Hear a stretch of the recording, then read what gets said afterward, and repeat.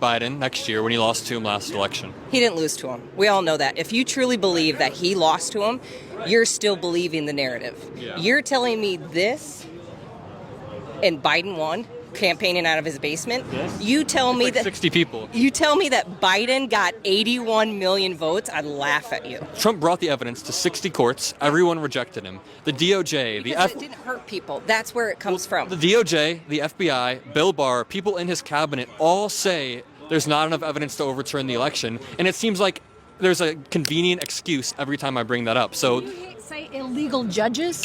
illegal judges? Judges. Ones who are so one-sided. Wait a minute, though. A lot of those judges were appointed by Donald Trump. Well, but he, just like Barr. Bill Barr turned on him. Bill Barr is part of the problem. There's that uniparty establishment that is providing this income and this warmongering fear. Do you watch CNN? No, I don't really watch news. What do you want? Where do you get your information from? George Soros feeds me information Right? straight up. That's your biggest problem right there.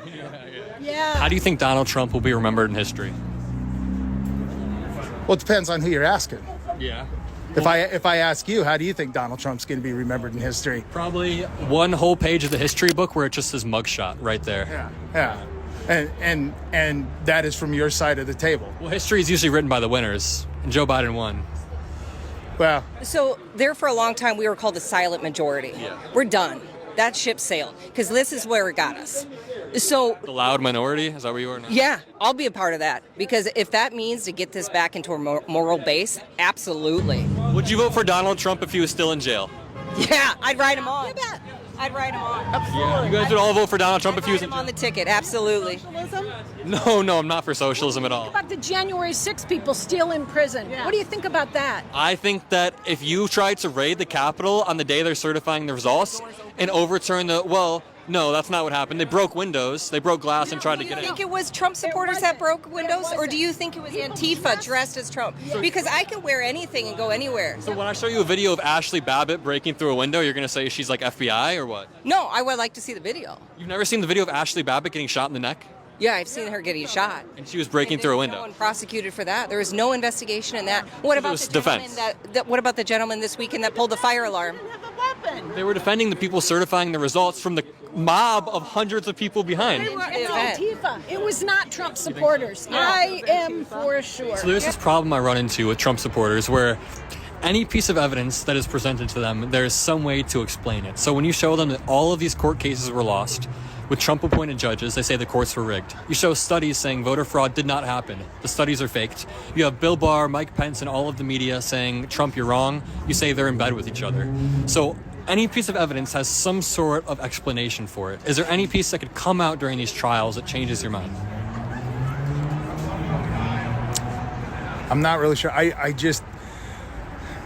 don't see it, and I'm not saying that that I agree with Pence's decisions, but It's understandable. I think it's understandable why he made the decisions he made. It feels like Trump made him decide between the Constitution and a peaceful transfer of power, or thwarting both of those things to get Trump back into office. And Pence made the decision to keep the peaceful transfer of power, right?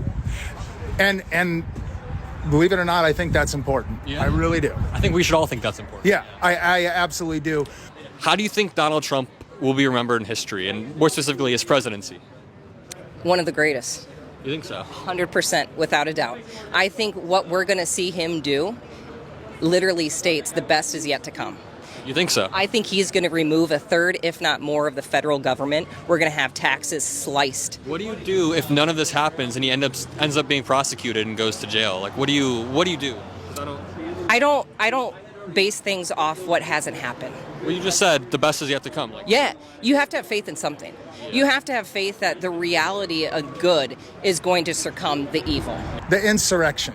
of course. Okay, so what about burning down cities, killing police officers, Antifa, Black Lives Matter? I can point a few differences out with these. First of all, Point them out. Biden's rhetoric surrounding the riots was always, need to stop the rioting, it's not an effective way to communicate.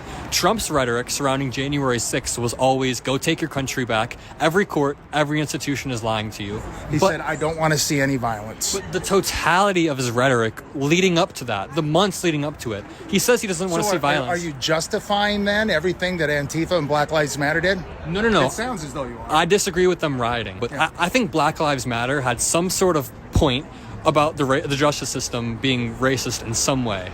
No, you don't think so? No, absolutely not. I don't buy in systemic racism. You don't think so? At all. No. Even just, marijuana usage. White and black people use marijuana at roughly the same rates across the country, but black people are arrested and charged at a 4 times higher rate.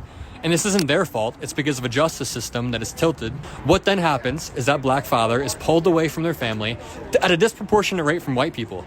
The child of that person is therefore affected, and it becomes a cyclical problem where this child doesn't have a father in the home because of the system. I agree, it is cyclical. And then I absolutely agree. This child grows because the father's not in the home. And so that child's going to grow up and father children, and they're not going to be in the home. And it's going to continue and continue and This continue. is what systemic racism is, though. It's a cyclical thing that's not the problem of the kid, or not the fault of the kid. It is not created because of a bias.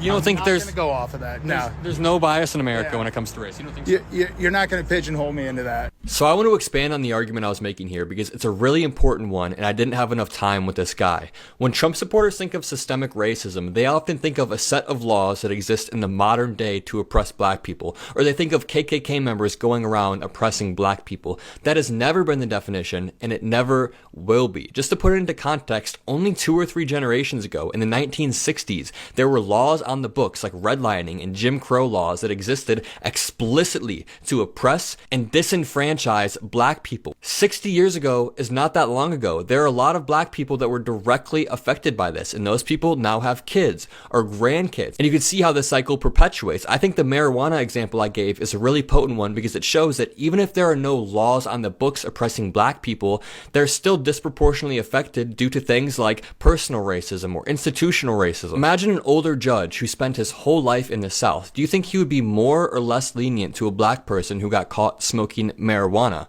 On top of that, white people had a 200-year head start to build wealth in America. Every time black people would try, we would literally massacre them. Look up the Tulsa race massacre. It's disgusting. All of this is to say that it's very naive for this guy to think that just because black people were made equal in the 60s, they should be able to catch up despite white people having a 200-year head start. Another theme throughout this video that I tried to point out